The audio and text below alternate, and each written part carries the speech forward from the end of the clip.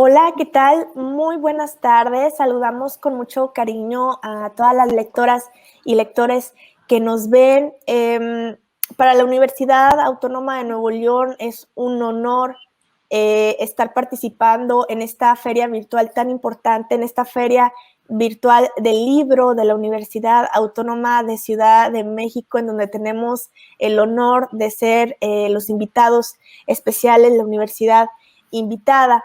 Y para nosotros ha sido muy importante dar a conocer nuestras novedades editoriales, pero también los últimos trabajos realizados para nuestra querida revista Armas y Letras, una revista de literatura, arte y cultura, la más importante de la universidad y de las más importantes del estado de Nuevo León, que, como saben, hace unos meses emigró a su formato en línea, teniendo como resultado armas y letras en línea.unl.mx, una plataforma a la cual pueden entrar desde ya y conocer nuestros contenidos. Y pues el día de hoy su editora Noemí Zavala nos acompaña. ¿Qué tal, Noemí? Bienvenida. Gracias. Porque nos va a estar platicando sobre las novedades de este nuevo número en línea, de estas nuevas aportaciones. Y también tenemos el gusto de contar con la presentación, con la presencia virtual de dos de nuestros colaboradores en este número. Nos acompaña José Luis Aguirre, él es poeta, es egresado de la licenciatura en Bibliotecología y Ciencias de la Información por la UNL. En 2020 ganó el Premio de Poesía Rosario Castellanos de los Juegos Literarios Nacionales Universitarios organizados por la Universidad Autónoma de Yucatán, y el día de hoy pues, nos va a estar hablando de la colaboración que tuvo con Armas y Letras en Línea. Bienvenido, José Luis, gracias por estar aquí. También nos acompaña Miguel Ángel Hernández Acosta. Él es autor de diversas obras, autor de Misericordia y de Hijo del Hombre, de Hombre, maestro en letras mexicanas por la UNAM. Ha sido catalogado en libros de creación y crítica.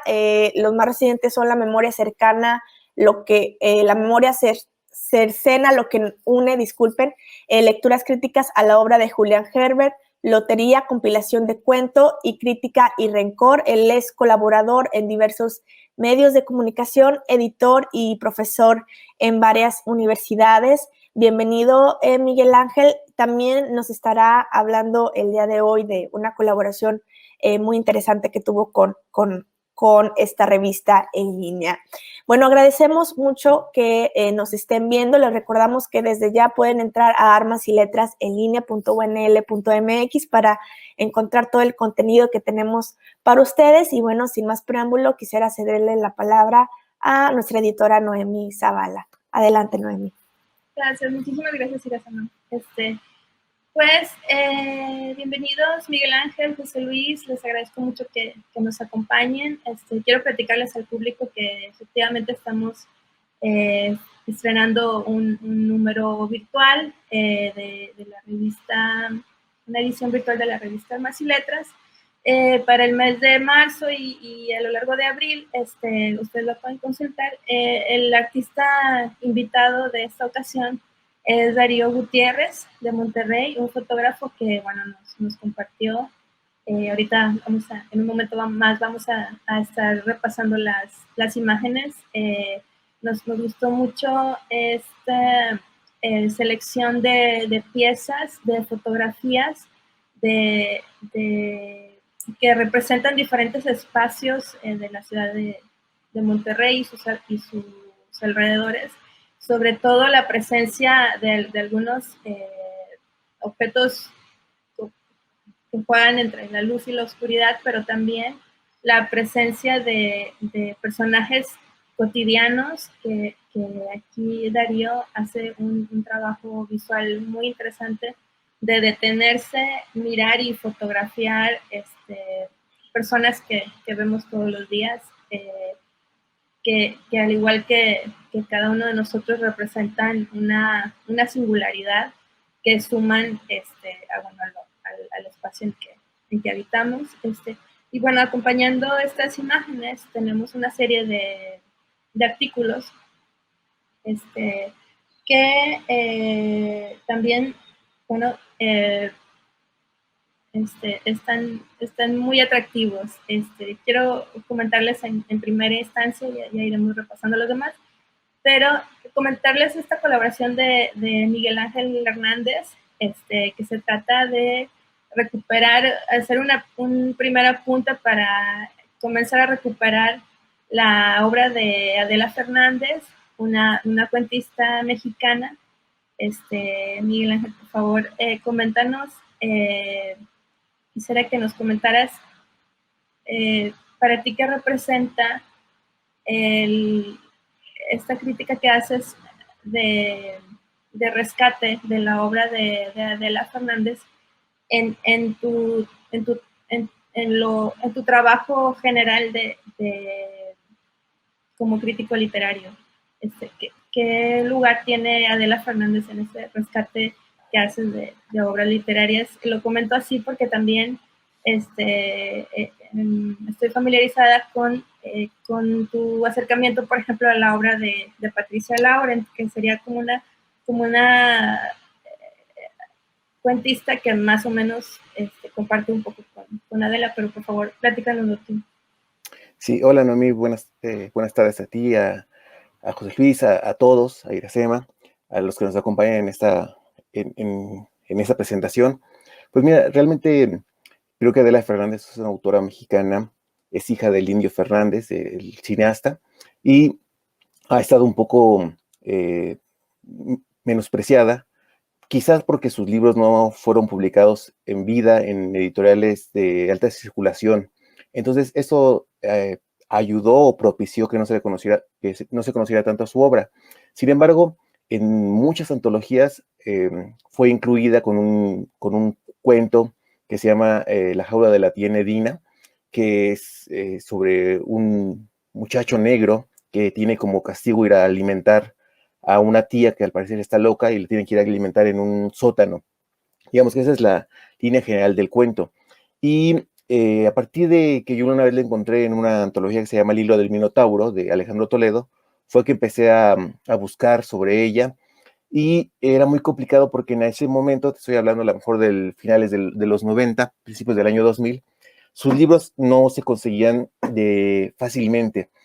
Tuve la suerte que en un pasillo donde vendían libros viejos encontré uno de sus libros y después vi que había, buscando en internet, vi que había publicado recientemente, pero esa editorial era muy pequeña. Entonces empecé a rastrearla hasta que al fin, después de mucho recorrer librerías, di con un ejemplar y para mi suerte, el ejemplar venía con la dirección de correo electrónico de ella. Entonces, en el 2010 más o menos, me puse en contacto con ella, le pedí que si me podía dar una entrevista y fue como tuve acceso a ella. Ella vivía en ese momento en la fortaleza del Indio Fernández, es una casona gigante en el centro de Coyoacán, en la Ciudad de México, una casona que dependiendo de la hora que vaya uno, da miedo o causa mucho asombro porque es muy grande, todo está hecha de piedra, pero para entrar a la casa no hay timbre, sino que hay una especie de cuadro sobre la pared en el que uno tiene que meter la mano y ya que mete la mano nada más se asoma un pequeño hilo del que uno toca una campana, pero digamos que mientras uno tiene la mano adentro no ve nada más que el hilo de la campana, ¿no? Entonces no sabes si tienes que esperar o qué tienes que hacer. Y el día que fui a entrevistarla, bueno, conocía más de su obra. Ya con el paso del tiempo he ido viendo que tiene mucha obra dispersa, mucha la autopublicó ella y mucha de ella también apareció en editoriales que después desaparecían. Entonces, por eso es un poco complicado encontrar su literatura. Sin embargo, hace poco tiempo hubo un rescate en Nueva York de uno de sus libros que se puede encontrar vía internet, que es una de las grandes ventajas que trae obra básicamente de sus 2 libros de cuentos. Tiene 2 libros de cuentos que trabajó durante mucho tiempo, que es Duermevelas, uno de ellos, y el otro es Vago Espinazo de la Noche. Este libro que hicieron en Nueva York rescató estos 2 libros y uno anterior que se llamaba El Perro. Entonces, tenemos ya afortunadamente ese libro que se puede consultar hoy en día en internet Incluso, ya sabes, como estos libros electrónicos, uno puede leer una parte y después pedir el libro si te gusta, ¿no? Y también por rastreo he visto que en México se volvió a hacer otra edición de uno de sus libros de ella en una editorial que se llama Aliento, y todavía está disponible en algunas librerías.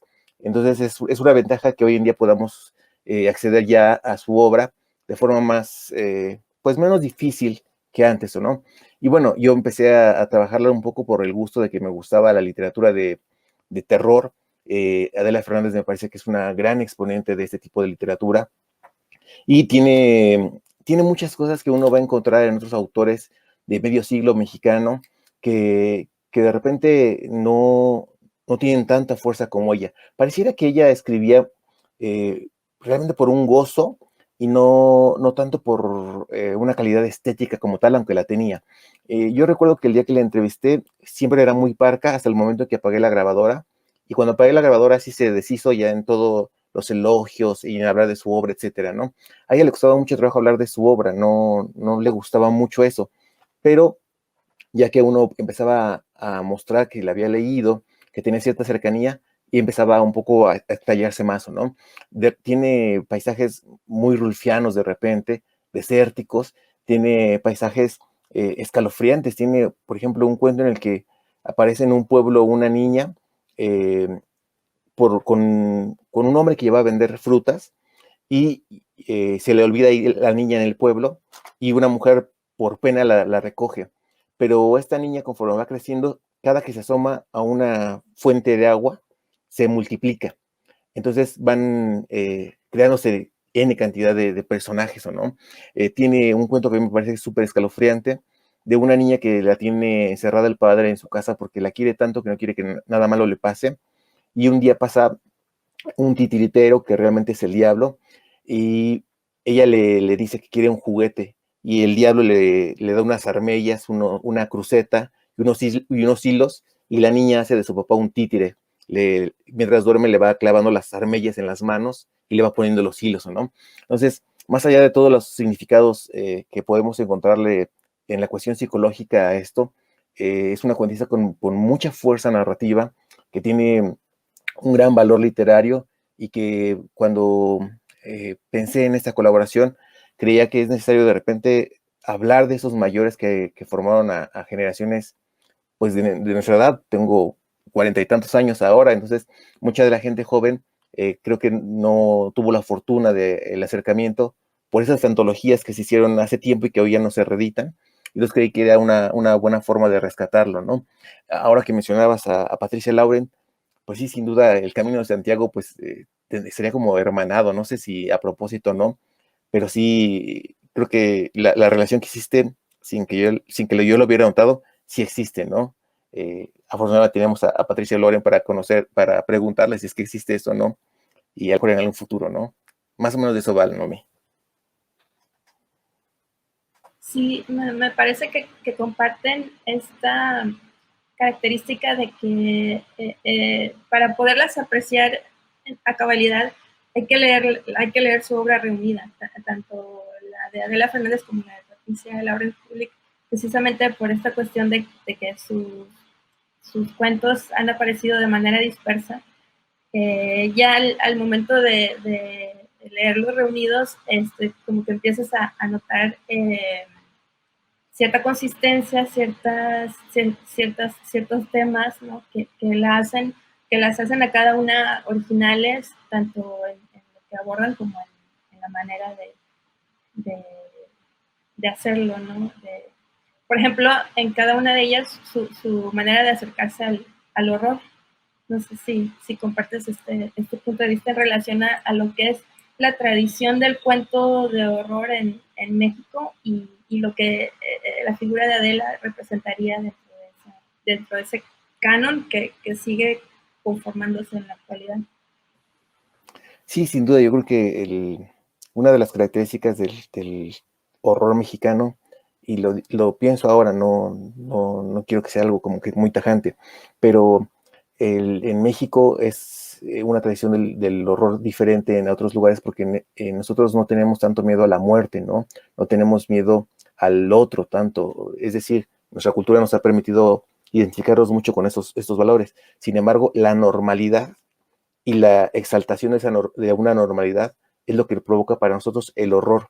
Es decir, pareciera que el espíritu no le tenemos miedo cuando aparece, sino las cosas que uno puede hacer por ese espíritu, ¿no? Pareciera que la normalidad viene de nosotros. Y de ese modo, la narrativa, por ejemplo, pienso de Adela Fernández, no es solamente no es una narrativa sobrenatural o una narrativa de terror del extrañamiento, sino de la normalidad, cómo puede trastocarse en un punto y crear el terror, un terror mucho más profundo, porque uno pensaría que no puede ser, por ejemplo, un cuento de horror sobre el padre, pero si el padre nos quiere tanto que nos está aprisionando y la única forma de salvarse de ello es atarle las manos para que no vuelva a controlar nuestra vida, pues ahí viene el horror, ¿no? De esta normalidad trastocada, que es lo que lo ocasionaría. Y bueno, sin duda sería un poco por ahí, ¿no? Lo que mencionas. Muchas gracias, Miguel Ángel, por compartirnos esto.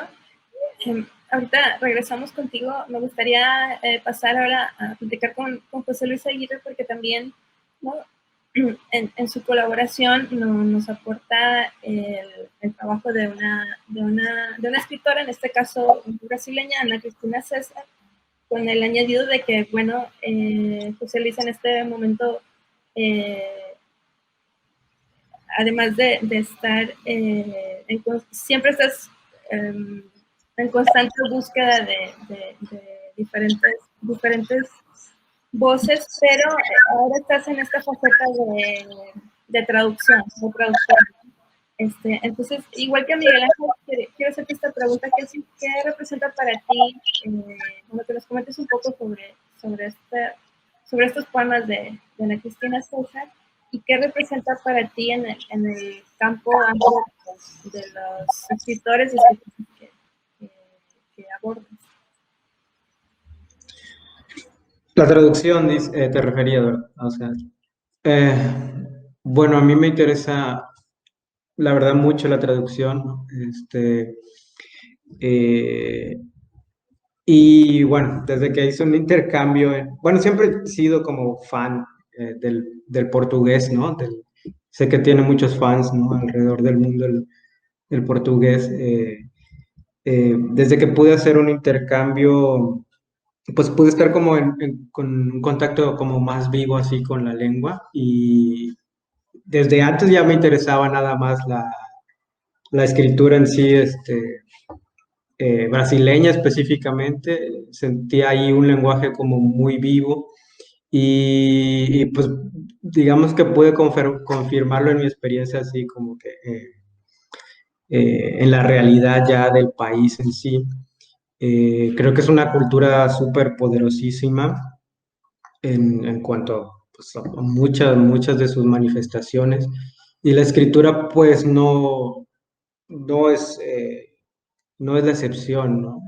La música, por ejemplo, de Brasil destaca mucho, también junto a su literatura, ¿no? Porque creo que tienen como que una potencia muy fuerte. Es una cultura como que está realmente en tensión con su lenguaje, y siempre me interesó, por ejemplo, mucho más que el portugués de Portugal, ¿no? Entonces fui encontrando varios autores que he intentado traducir por aquí y por allá, y un poco también con esta cosa medio punk, ¿no?, de querer traducir digamos, sin pensarlo mucho, ¿no? Y buscando únicamente autores y obras que realmente me interesaran o me dijeran algo.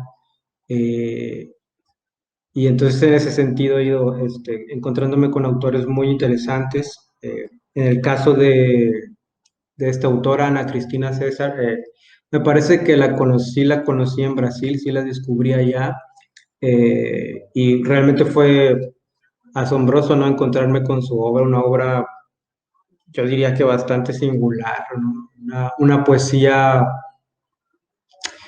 que yo creo que tiene pocas, como pocas, como pocos, digamos, referentes o pocos equivalentes dentro del mismo Brasil, pero también pues en el ámbito latinoamericano, ¿no?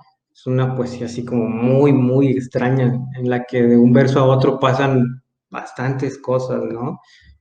Parecía por momentos una escritura así como experimental, entonces me pareció bastante rara y me pareció bastante interesante porque eh, la veía como, digamos, un poco fuera eh, de de la coherencia normal, ¿no? En la que a veces un poema busca, ¿no? Entonces me interesó bastante. Creo que es un reto traducirla. Hay en la red bastantes versiones de sus poemas. No los quise ver, los comencé a ver ya después, al final, que había traducido varios poemas. Entonces no quise tener como una referencia de nadie, también para saber cómo solucionaba hasta el final, ¿no? El traductor el poema y realmente el trabajo de traducción para mí es como una cosa como de aprendizaje constante, no lo abordo con ninguna especie de dominio, ni trato de sentirme así, ni puedo, pero me interesa mucho en general obras muy diversas, ¿no? Y también la poesía contemporánea de Brasil es bastante interesante, creo que vive uno de sus grandes momentos. Y creo que Ana Cristina César es una como ahora sí, para las generaciones actuales de Brasil, como un referente ahí, ¿no? He escuchado a bastantes poetas reconocerla de diferentes ámbitos y creo que vive un momento muy grande de influencia, ¿no? En la generación actual de Brasil que está produciendo, ¿no? No me remonto tanto como a la historia de Ana Cristina, no soy un especialista, digamos, en su biografía. Sé que se suicidó en el 83, muy joven, con apenas 2 libros que dejó por ahí publicados. Uno de ellos, A tus pies. Creo que los poemas que tradujo están sacados de ahí la mayoría, pero utilicé ahí un par de libros, pues directos, ¿no? Del portugués y eh,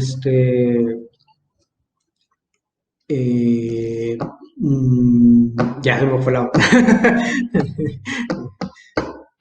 Aprovecho para preguntarte, mencionaste ahorita que hacías como un acercamiento punk a la traducción.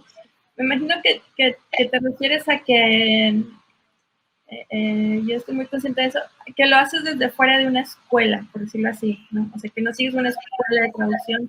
No sé si en general esto existe de las escuelas de traducción, pero creo que tu trabajo es de forma independiente y como cada vez se ve más autogestiva, ¿no? En esto de la traducción.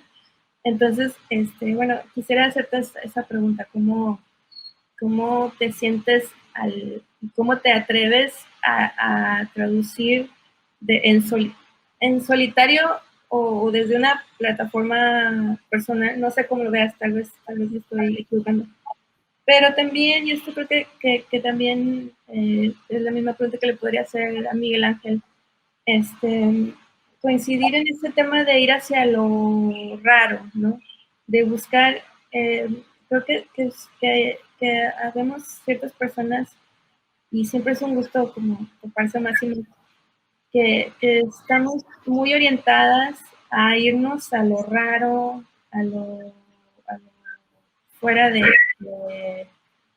lo común, y ahí encontrar de esa manera esas joyas. No sé si quieras preguntarnos sobre esos dos aspectos. Bueno, sí, bueno, en mi caso también, en mi caso, por ejemplo, encontrarme con los poemas de Ana Cristina César, también eso fue lo que me atrajo bastante, ¿no? O sea, como que su poética, el tipo de verso que hace, Al principio no, la verdad es como una descolocación leerla, ¿no? No, te da mucho la sensación de que no tiene sentido lo que está diciendo, ¿no? Y sin embargo, poco a poco te vas dando cuenta que pasa como que de una tensión a otra, ¿no? Y realmente pasa, pareciera que me da mucho la sensación a veces de que pasan mundos, ¿no? Entre un verso y otro. Y pues esa riqueza yo creo que no tarda en ser comprendida, ¿no? Pero realmente no puede desdeñarse, ¿no? Por eso decía que por momentos a veces parece que falta como un tipo de coherencia, pero al mismo tiempo eso es como lo más atractivo, ¿no? De una obra así. En general, pues sí, a mí también me interesa como la gente disidente, pues en muchos sentidos, ¿no? Pero en el sentido literario y estético, me parece que ahí hay un momento como de quiebre, ¿no? En el que las obras se enriquecen bastante, ¿no? Aportando como una subjetividad mayor, ¿no? Muy fuerte. Y yo también soy bastante fan de las obras así, ¿no? Y de los autores así en todas las artes, ¿no? Y eso es lo que me interesó mucho también de Ana Cristina César, de otros autores, como recuerdo ahí alguna vez que también publicaste a Rodrigo de Sousa Leao, eh, incluso personas con cierto destino trágico. Ahora que decía, que hablaba Miguel Ángel, también tuve la oportunidad de leer su colaboración. Y también me pareció muy interesante este rescate, ¿no? De la autora que hace y también pues de este mundo del relato de terror y del relato siniestro y de la revaloración, ¿no? De muchos autores que a veces quedan un poco olvidados o de lado y que a veces no se explica, ¿no? Por ejemplo, hoy es el momento de las mujeres, ¿no? En la literatura eh, y pues deberían estos rescates cobrar como el máximo sentido, ¿no?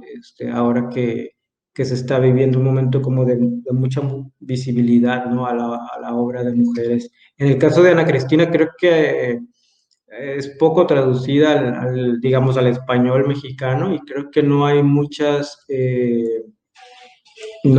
como, no ha podido haber como un puente realmente, ¿no? De exhibición, ¿no? De la obra de ella, pero pues esperamos que la descubran poco a poco los lectores mexicanos y pues ya verán que se encuentran con algo muy, muy potente y muy interesante, ¿no?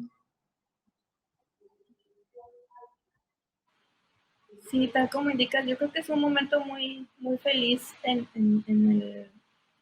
el ámbito literario por todas estas nuevas, no nuevas, todas estas voces redescubiertas que se están incorporando y yo creo que esta suma masiva, yo creo que ya es un fenómeno masivo de rescate de autoras que definitivamente nos van a entregar otro canon de literatura, tanto mexicana como latinoamericana. No sé, Miguel Ángel, si tú quieres comentarnos un poquito sobre esto, la cuestión del canon y este fenómeno actual de que se están integrando voces femeninas que ya estaban ahí. Y también, Miguel Ángel, sobre este tema de lo raro, de ir hacia lo raro, no sé si tú también lo tengas como uno de los puntos que orienta tu trabajo crítico y como lector. Sí, a mí. Bueno, pues yo creo que antes que nada el rescate o por primera vez inclusión de la literatura femenina era algo necesario. Estábamos dejando de ver más de la mitad de lo que considerábamos la literatura en México, la literatura mundial. Sin duda este rescate ha sido muy bueno porque nos ha permitido descubrir nuevas autoras y también revalorar algunas que ya habían pasado de moda de alguna manera, ¿no? Es decir, estas autoras de los 60, de los 70, 80, mexicanas que hicieron algo y que hoy eran poco reeditadas. Creo que ese impulso a la literatura escrita por mujeres en México sin duda nos va a dar cabida para conocer esa otra parte del canon mexicano, de la literatura mexicana, que nos nutre tanto como lectores, como parte de una tradición también, ¿no? Es decir, es cierto que tenemos a la generación de medio siglo, tenemos a la generación de la onda, pero muy pocas representantes mujeres había en esa literatura, digamos, puesta en papel, ¿no? En una especie de academicismo, había muy pocas mujeres en ese sentido, ¿no? Entonces creo que ahora la revaloración que están haciendo vale mucho la pena.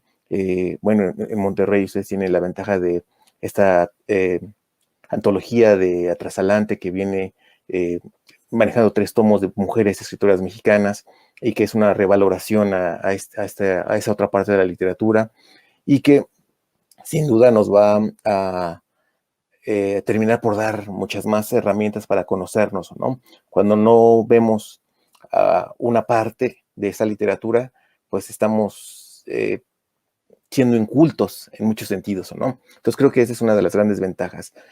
Creo que la valoración también de lo que antes se consideraban subgéneros, como a lo mejor lo extraño, el terror, la fantasía, que también hoy empiezan a revalorarse, creo que es una gran ventaja. Cada vez hay mucha más gente mexicana que, por ejemplo, se descubre deudora de literatura de fantasía, de literatura extraña, y si bien tenemos el ejemplo de Borges con esta idea de quitarle al policíaco o a lo fantástico el subgénero, pues revalorarlo hoy en día nos va a permitir darnos cuenta de muchas cosas que habíamos invisibilizado, ¿no?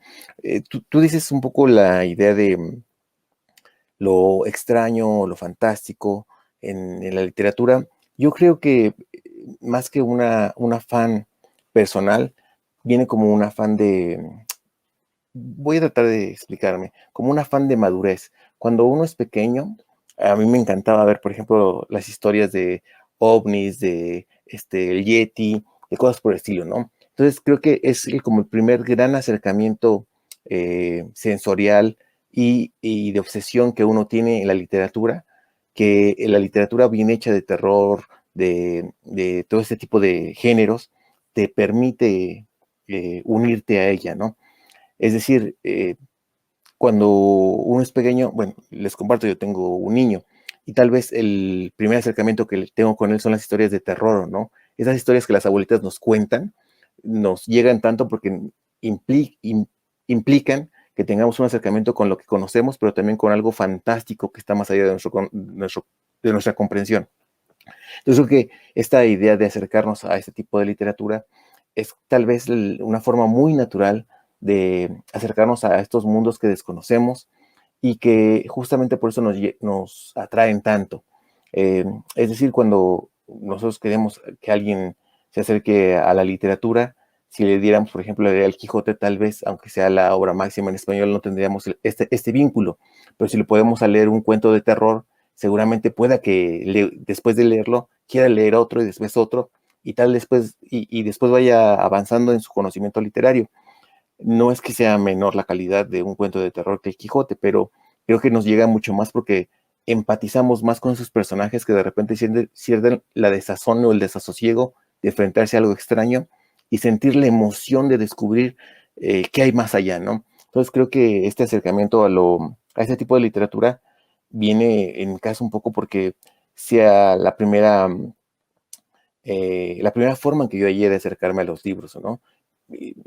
Les cuento muy rápido, yo fui un lector muy, muy viejo, yo empecé a leer ya por gusto como eso de los 18 años. Entonces, pues lo que más me gustaba era la literatura de terror, lo fantástico, la ficción de futuros y cosas por el estilo que me llamaban la atención, ¿no? Obviamente después uno va formándose como lector y empiezas a encontrar otras cosas que te gustan, ¿no? Pero sin duda es una excelente manera de acercarnos a este hecho literario, ¿no? Pensaba ahora que decía José Luis eso de la poesía, recordaba un poema de de Octavio Paz, que a mí me gusta mucho.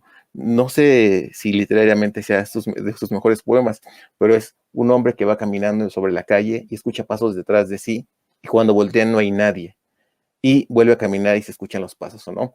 Entonces, es este misterio que siempre nos atrae, y yo creo que a lo mejor sea por eso que en la cuestión de la crítica fue por donde pude haber empezado, ¿no?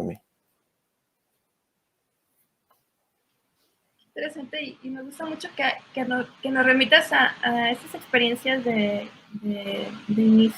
inicios de lectores, porque tal como apuntas, yo creo que algo de lo que nos engancha cuando somos jóvenes con la literatura es esta afectación que nos produce en el cuerpo. Y esto a lo mejor queda un poquito fuera de lo, como tú dices, bueno, ahora lo abordamos desde madurez y desde por ejemplo, desde un marco conceptual de las lecturas que ya tenemos ahí sumadas, pero incluso solamente que lo mencionaste me dio como escalofrío de recordar esas sensaciones de la infancia de cuando algo te asusta o cuando te deja perplejo y quieres saber más y vas tras eso, ¿no? Me gusta mucho este tema de cómo para engancharnos con la literatura pesa más una afección en el cuerpo que una cuestión mental, conceptual y de apreciación con ciertos criterios estéticos, pero aquí aprovecho para preguntarle a cada uno de ustedes cómo conectan esos dos momentos, ¿no? El del engancharse con la literatura desde la afección del cuerpo y el abordarlo desde desde un trabajo de método y de estudio dentro y fuera de la academia. No sé si nos quieren compartir algo sobre eso.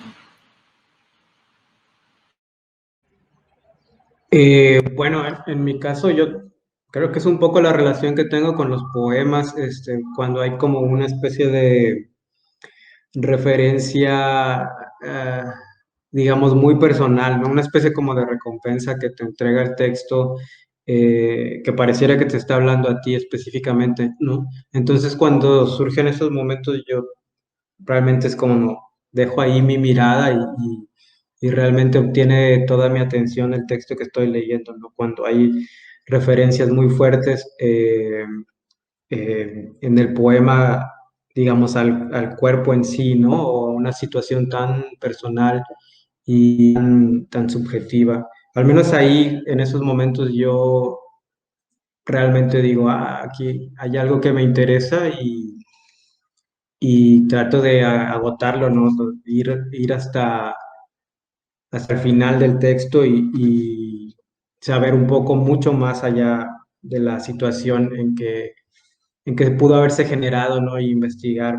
Para mí ese tipo de sensaciones sí son como que muy fundamentales y ahí es también cuando digo que actúo mucho como por intuición o por instinto. eh, básicamente sí es una relación como muy corporal la que yo trato de tener con los poemas, ¿no? Mientras no me inmiscuyan a mí, mientras no me impliquen, eh, pues no me interesan tanto, ¿no? Que otros textos en los que sí hay una especie como de tensión y diálogo entre el cuerpo, ¿no? En sí y, y el cuerpo, digamos, del lector, ¿no? Desde el cuerpo del autor hasta el cuerpo del lector. Al menos a mí en poesía eso me pasa bastante. También trato de extenderlo a otras lecturas creo que en el relato del terror, el cuerpo es también como una de las cosas, eh, uno de los temas también muchas veces centrales, ¿no? Entonces, creo que tienen que ver como que todos esos elementos, ¿no? Para que uno centre su atención, ¿no? En esas obras, ¿no? Para mí, en la poesía sí es bastante fundamental eso.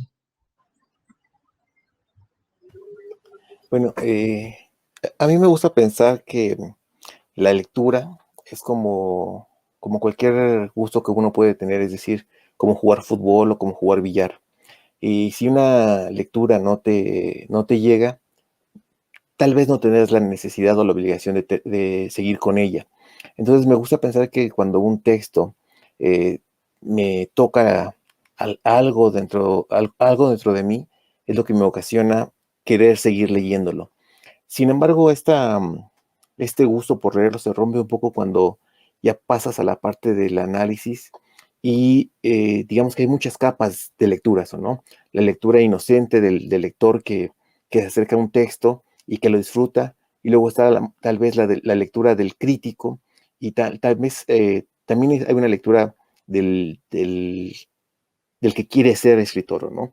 Es decir, muchas veces uno lee un libro, un texto, y lo analiza de tal manera para aprender de ese otro autor, ¿no? Eso me refiero con la lectura del que quiere ser escritor. Uno quiere aprender de eso y ver qué manías tiene un autor y tratar de imitarlas o de copiarlas o no. Entonces, pienso en particular sobre Adela Fernández, que cuando yo tuve ese acercamiento a ella, primero fue la pasión por lo que los textos me dejaban ver y sentir. Pero después a la hora de empezar a escribir sobre ella, ya vino una pasión que era el gusto de querer compartir algo que a ti te apasiona. Es decir, cuando uno escribe crítica literaria o análisis literario, tienes varias funciones. Una de ellas es compartir un gusto por una lectura en particular o por un autor, que tal vez sea como el más honesto. Y está la crítica literaria también, que también tiene que ejercerse y tiene una función específica, que es la que desbroza un libro y trata de hallar ahí mecanismos de cómo funciona, estructuras de cómo se realizaron, es decir, todo lo que el autor, según el crítico, hizo para llegar a ese texto, ¿no? Sin embargo, creo que, por ejemplo, en Armas y Letras hay más una intención de compartir con los lectores.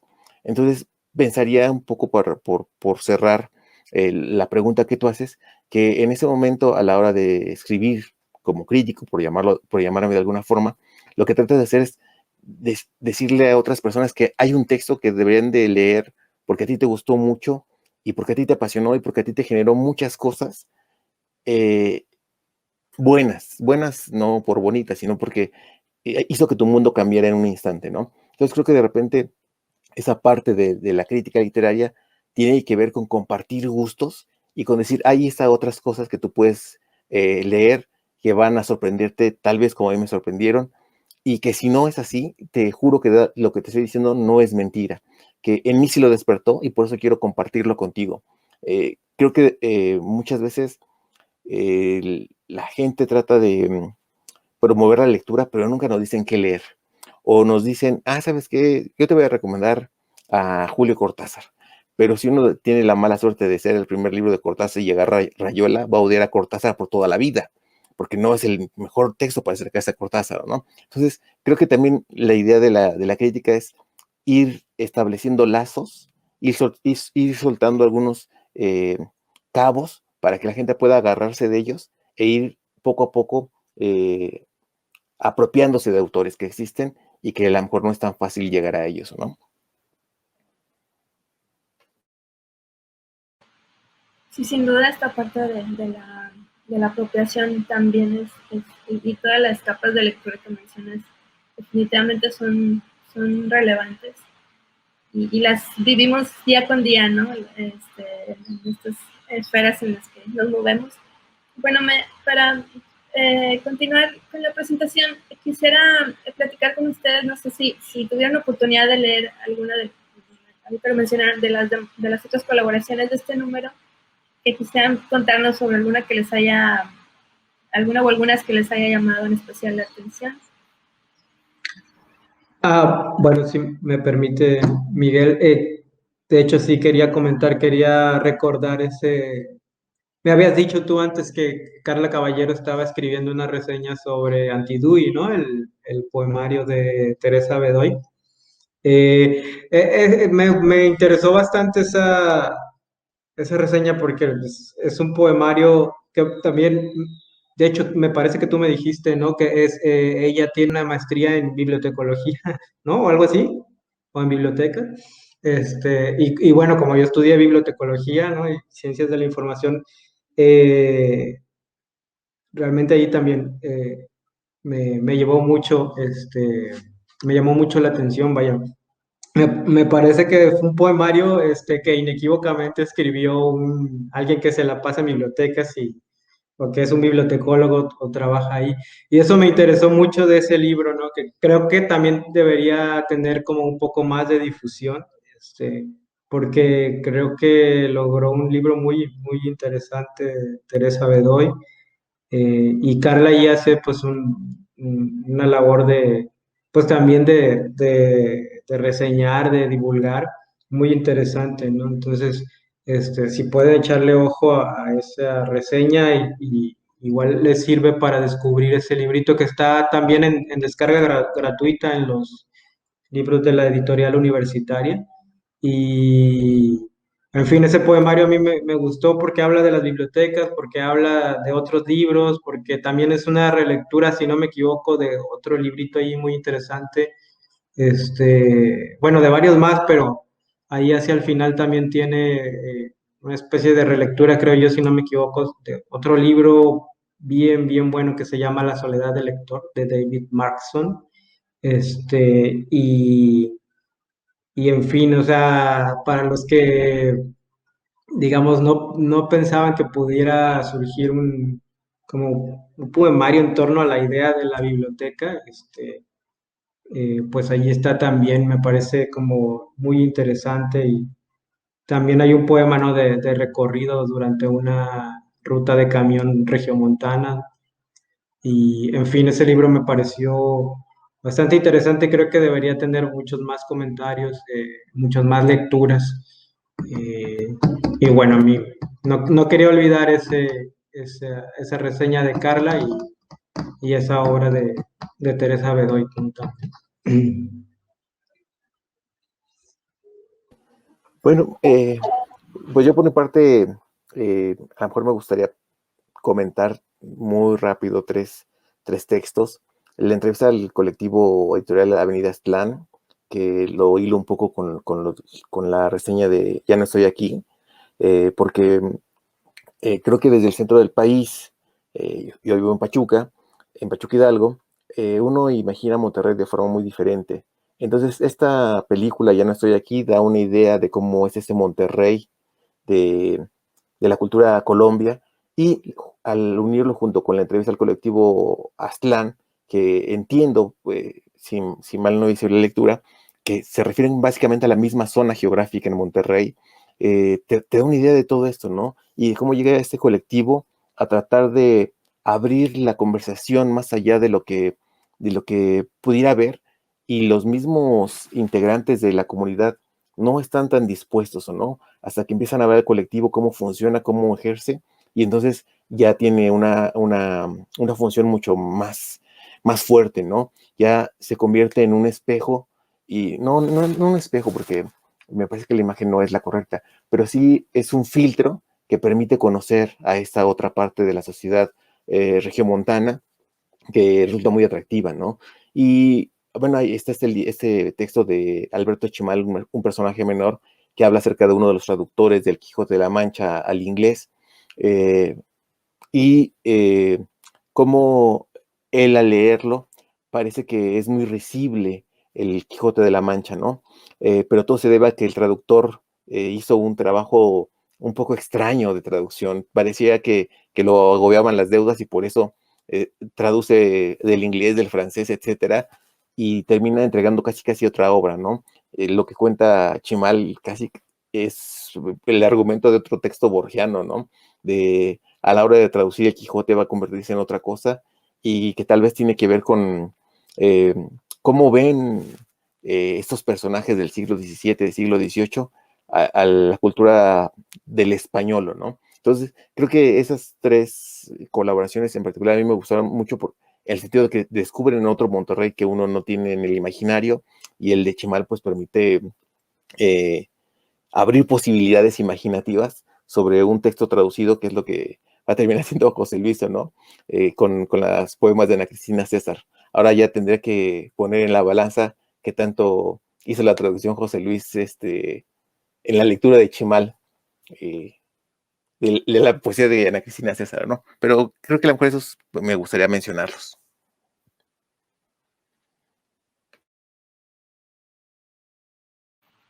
Muchas gracias a los dos. Sí, en efecto, parece que seguimos en esta órbita de los personajes raros, raros o singulares, como en este caso del texto de Chimal. Y bueno, desde luego la referencia que haces al colectivo Avenida Aztlán, creo que también estamos así en particular pasando por este momento de una apreciación de una estética popular aquí en Monterrey, pero creo que llama sobre todo la atención cómo esto, bueno, nos unimos nos acercamos a este colectivo a partir de esta reseña que hicieron y que publicaron de Ya no estoy aquí. Y a mí me gusta mucho porque un poco esta reseña captura un momento muy interesante que hubo justamente a finales de 2019 y unos meses antes de que iniciara la pandemia. El documental se estrenó en Monterrey en Colegio Civil con presencia del director y de los actores. Y yo creo que sin duda fue un momento singular porque se llenó. Bueno, Colegio Civil es un espacio donde siempre es abierto al público, a las expresiones populares y culturales de todo tipo, pero hubo una respuesta masiva hacia esta película. Ya no estoy aquí, toda la gente que quería verla y gente que precisamente viene de esta cultura Colombia, ¿no? Entonces ves las fotografías de ese momento y es como muy, muy atractivo ver cómo se generó esta respuesta masiva. Y bueno, ellos un poquito recuperan ese momento y creo que es interesante justamente la experiencia de este colectivo en temas de autogestión. Ahorita también lo mencionamos y creo que también estamos pasando por un momento en donde, bueno, ayer lo comentábamos en el tema del periodismo, pero esa misma temática lo podríamos hablar hoy sobre el tema de las artes y de la literatura. El tema de la precariedad, en un sentido, ¿no? De las condiciones precarias de producir. Creo que es interesante con la luz que arrojan estas prácticas como las del colectivo Aztlán, de empezar a vernos en nuestra posibilidad y nuestras capacidades de autogestión y de generar vínculos y de ir sumando fuerzas para continuar en estos proyectos. Y bueno, no quería dejar fuera también mencionar el texto que nos colaboró Joaquín Hurtado, que es otro de los escritores que amamos mucho en Monterrey. También siempre por los linderos y los márgenes de lo que está fuera de la normalidad y de la institucionalidad, y que sin embargo nos representa cotidianamente. Hizo esta reseña sobre el libro rojo de Guillermo Jaramillo, que igual que Anti-Dewey, forman parte de la colección Ínsula de la Universidad Autónoma de Nuevo León. Los dos están para libre descarga si ustedes entran a la página de la editorial UNL. Rojo es también un libro de poemas muy interesante de Guillermo Jaramillo. Y esta reseña que entregó Joaquín Hurtado, igualmente yo la escuché en un festival que hubo también en 2019. Fueron de los últimos eventos que presenciales antes de 2020 y la pandemia. Con todo con esta voz que tiene Joaquín Hurtado, y en donde hace termina con una proclama que a mí se me hizo muy fuerte, de que vamos, que muera el poeta, ¿no? ¿Y en qué sentido lo decía un poco Joaquín Hurtado? Bueno, ustedes harán su propia lectura, pero en el sentido de que seguimos habitando un espacio, una ciudad, una comunidad que no ha sanado heridas tan profundas como la de lo que fue la violencia del narco, por decir una sola. Y sin embargo, sin haber sanado esas heridas, queremos seguir en la actitud de pues no pasa nada, incluso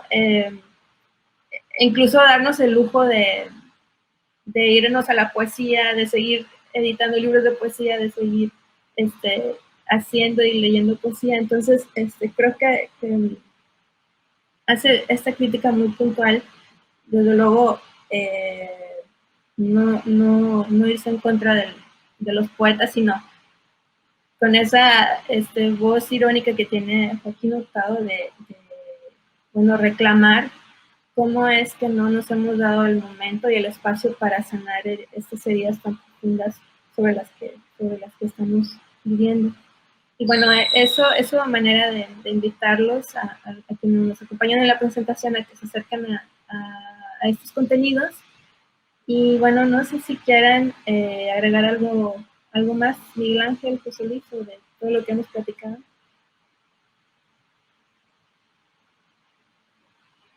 No, Roy, pues muchas gracias por la invitación. Pues nada más invitarlos, ¿no? A que le echen un vistazo a las lecturas que les esperan ahí en la versión en línea que preparaste. Y, y agradecerte, ¿no? Siempre la disponibilidad, la, la paciencia, ¿no?